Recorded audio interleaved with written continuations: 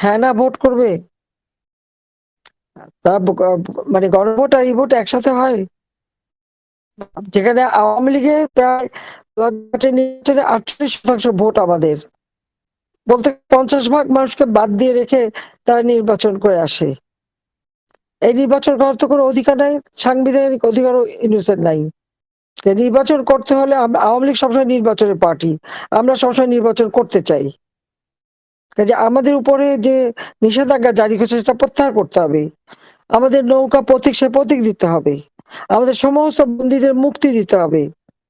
নির্বাচন করবার মতো পরিবেশ তৈরি করতে হবে, তাহলে না নির্বাচন, তাহলে নির্বাচন হবে না। এখনই বাড়ি বাড়ি ধমক দিতে, ভোট না দিয়ে তাদেরকে বাড়িঘর ভাঙবে, গায়ের চামড়া তুলে ফেলবে। কত বড় বেয়াদব সেটা একবার চিন্তা করে দেখেন। যুদ্ধাপরাধীদের গলার স্বর বেড়ে গেছে, কাজে সকলকে প্রতিরোধ করবে। যার যা কিছু আছে তাই নিয়ে করতে হবে। ঘরে বসে থাকার সময় এখন সবাই মিলে একসাথে বদ্ধ হয়ে মোকাবেলা করতে হবে।